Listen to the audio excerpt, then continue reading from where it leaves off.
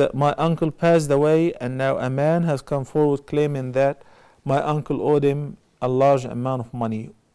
We cannot confirm this. What should we do?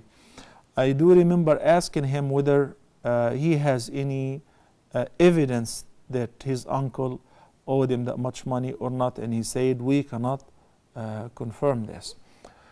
It is very important for every person before meeting Allah subhanahu wa ta'ala to make sure that he does not owe any person any money or any property. As a matter of fact, once An-Nabi sallallahu alayhi wasallam was invited to lead the funeral prayer for one of his companions who passed away. As he was ready to start the prayer, he asked if he owed anybody any money, and in fact he did. And the Prophet ﷺ said, "Sallu ala sahibikum."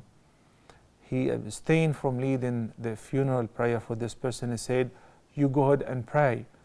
So one of the companions said, "I will take care of settling his debt, Ya Rasulullah." And the Nabi ﷺ did not agree to lead the prayer unless he made sure that the debt was settled, or somebody have taken the responsibility of settling the debt. This is what's known as huququl ibad. And unfortunately, many people are very negligent of that, and they think it's an easy matter. If you die, that's it. By analogy, those who are living in the West, if they want to get away and write off any debt, they just simply file for bankruptcy. Even though they may have some money somewhere saved, but it cannot be seen or uncovered by the authorities. In this case, these people have to understand An-Nabi sallallahu alaihi wasallam refused to lead the funeral prayer because somebody, the dead person, owed some money and he did not settle it before his death.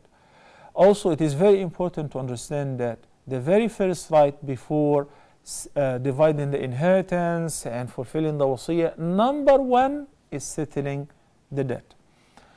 That if the person has a document that the dead person owed him any money, but if he doesn't, the family of the dead person are not required to pay this person anything because of the possibility maybe he's not telling the truth. It's a scam, and that happens. The dead person, and that's why it will be best if we follow the instruction of the Quran when it comes to doing business or lending or borrowing money. Allah subhanahu wa ta'ala said in the longest ayah in the Quran, "Ya ayyuha alladhina amanu idha tadayantum bidaynin ila ajalin musamman faktubuhu baynakum." This ayah is the longest ayah in the Quran pertaining the debt.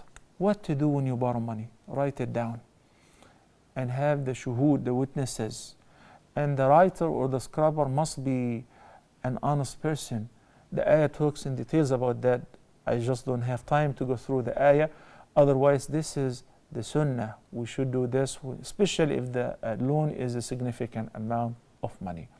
So basically, you're not required to pay this guy anything because he doesn't show any reference, unless if you trust this man's deen and amana, and he's known amongst his neighborhood and family, he's an honest person and he swears, because al-bayyinatu ala al-mudda'i wal-yaminu ala man ankar. So basically the defendant is dead, so we cannot ask him to swear. But if he, the person who's claiming to have the money or to lend the money to the dead person, failed to bring a proof that he lent him the amount of money, we will go back to some circumstantial evidences. If he is known that he's an honest person and if he swears that he gave him that money, then it would be better to pay him back. Assalamu alaikum wa rahmatullahi wa barakatuh.